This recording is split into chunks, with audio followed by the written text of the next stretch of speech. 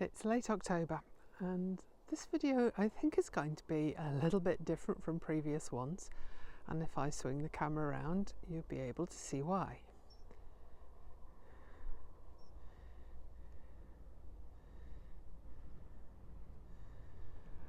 My whole house is surrounded by scaffolding and there are no tiles at all. Actually, I correct myself, I think they've started putting some new tiles on. We've had such problems with the rain that we have decided to bite the bullet and do the very scary thing of paying for the entire roof to be replaced. It was quite a scary decision to make. Too many zeros on those invoices, but it needs doing. I think what I hadn't bargained for was the emotional impact of this.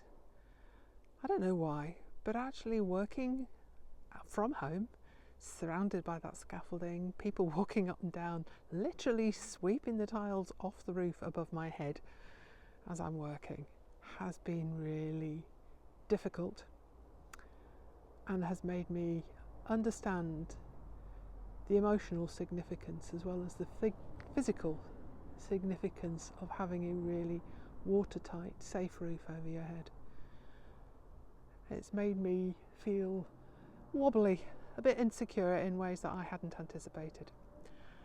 And it has really tested all that I've learned during my recovery about keeping myself stable and grounded and looking after myself. And I am really profoundly thankful for all of those lessons. On and off, I've had a headache for probably the last 2 or 3 weeks. And when that happens, I know that I need to take time out, I need to meditate, I need to go and walk in these beautiful hills. And that's what I've been doing. So I am still upright. I have been able to continue my work. So I just wanted to sort of share that with you, because one of the things that this scaffolding has done is that it's been much more difficult to actually get out in the garden, and it's highlighted again just the enormous significance of being able to get outside and to engage with nature, not just to be in it but to engage, to garden, to grow, has for my ongoing mental and physical health.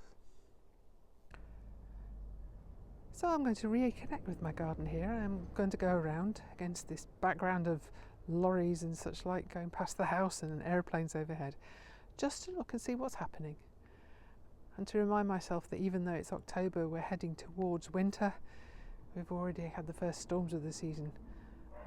There's still a lot going on, and one of the first things I notice here is there are still strawberries. I love these strawberries. And then behind them, one of the anemones is coming to bloom.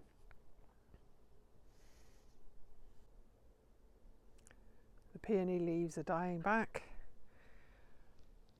but there's colour and lots of berries on this cotoneaster behind, and the birds have been having a field day with that.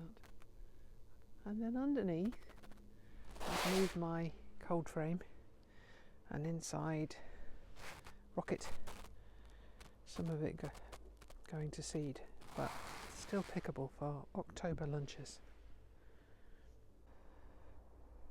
And then the nasturtiums are looking a wreck. The frost has really got to them, but there are still some flowers. So I'm leaving them. I'm resisting the urge to tidy everything away because I know that there are still bees and other insects around at the moment, and that these last few flowers of the season are really important to them. One of the tasks I have been doing while the roofers have been here is clearing out all of the alpine strawberries that were in this part of the bed and that just came to nothing, I think largely because the soil was so bad. And I've planted lots more spring bulbs and other things, and I've mulched the whole lot in the compost that I've made over the past year, and it was such a satisfying job to do. And it may not be pretty, but I'm using all of these old shelves from a fridge that got thrown away to protect some of my lettuces. So I'll get a couple of lunches off that, and at the moment they're doing quite well despite the cold weather. The sunflowers are well and truly over, and I am absolutely itching to pull them out, compost them, but I am resisting that again. They might not look beautiful, but they are providing shelter and seeds for the birds and for the insects. So I'm choosing to look the other way for now. And then underneath them, still colour from the marigolds.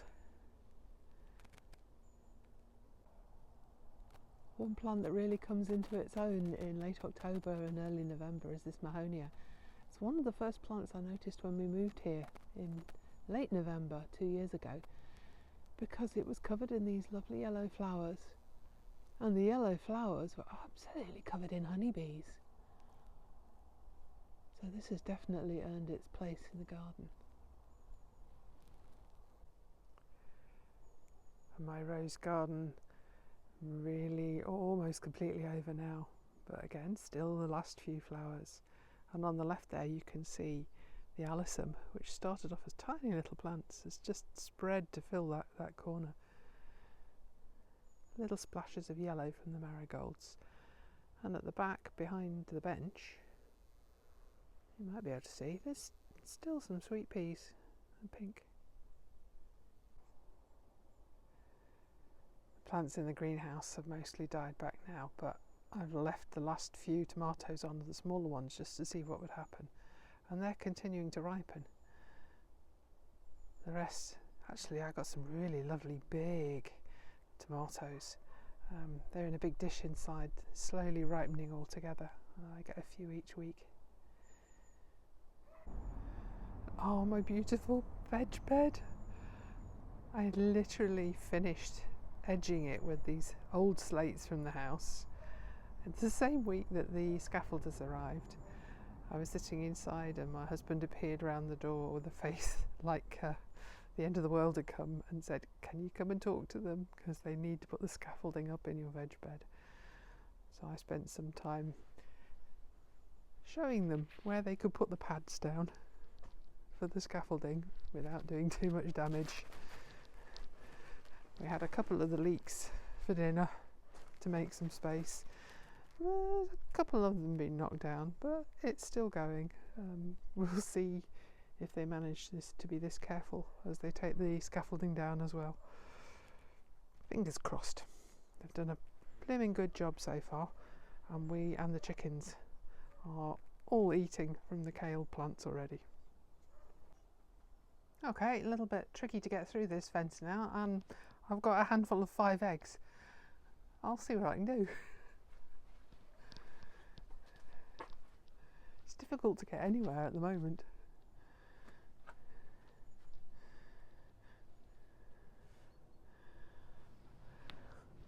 The colours in October in Scotland are just beautiful. Gorgeous yellow of a Norwegian maple over there. And then down here,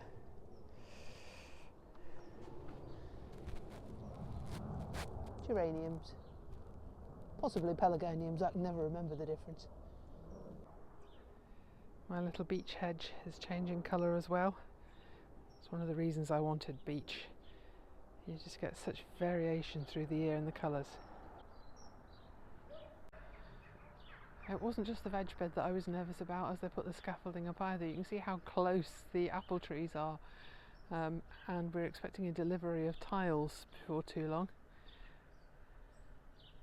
And I've been told that these will need to go on the grass, so I've tied little bits of green plastic bag all over the baby trees so that whoever is lifting the crane and putting the tiles over onto this grass, hopefully, will not put them down on top of my plum tree or my apple trees.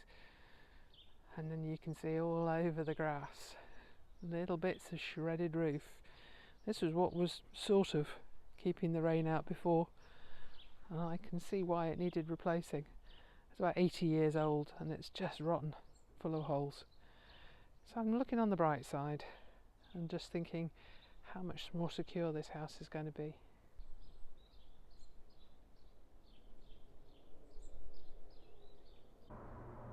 And literally the day before the scaffolders came, I got round to clearing out the old tomato plants from these planters by the front door and putting in some pansies and primulas. And there are lots of tete-a-tete narcissi bulbs in there as well. And some more roofing felt. And there are cars going behind us. It's a busy sunny day, everybody's heading out into the campsies. All along the base here, that's not weeds, that's where I planted creeping thyme. I thought, well, if we're going to have plants growing out in the base there might as well be something that's nice. Yeah, it looks awful at the moment. There are nails everywhere, little bits of all sorts. But hopefully by the time I come to do this video for November, I'll have had the chance to sweep this all up. The roofers will have done their clearing up as well. And we can see the after photos. This is that nasty, horrible phase that you have to go through in any transformation. A bit like being inside the chrysalis. It's painful while it happens, but when you come out to the other side, everything's so much better. More beautiful autumn colour. And one of the plus sides to come out of this experience of having the roof redone is the kindness of my next door neighbours, who've offered us a bit of space on their drive to keep our car, because there's not really anywhere else around here to put it. It's interesting trying to get in the door at the moment around this scaffolding, but still that lovely splash of colour from the dahlias which are hanging in there, and the geraniums. And there's the roof, pretty much ready to be tiled.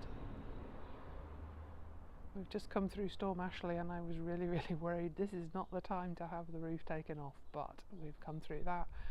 All the worrying was for nothing, because it seems to be fine. There's some more incredible colour here on the blueberry leaves. Almost unnaturally bright. And the sorrel, which has been giving me salad since March, finally dying back. Still green, but not really edible anymore. That's done me good service this year. And behind the bins, the rose bush is just a fountain of rose hips. I have to be quite careful squeezing through this gap, make sure that I don't get caught up on all the thorns, but it really is beautiful. And while the roofers were ripping the tiles off above my head, I was doing my own roofing job. So this little shed, I don't know if I've mentioned it before, but it was actually built by my father to house his mobility scooter. That must be more than 10 years ago.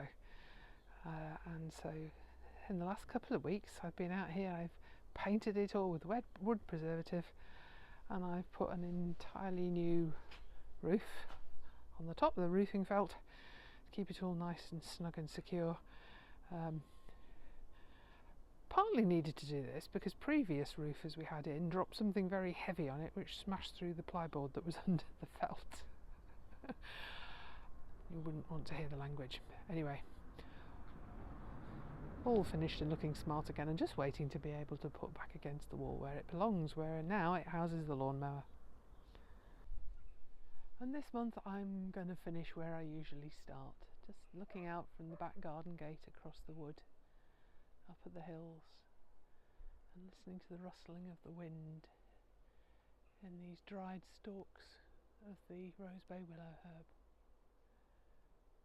Looking forward to November and the end of the building and the great clean-up.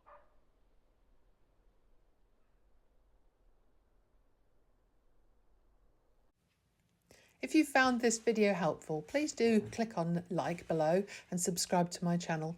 You might also like to hop across using the links to my Facebook or LinkedIn pages, where you'll find much more content.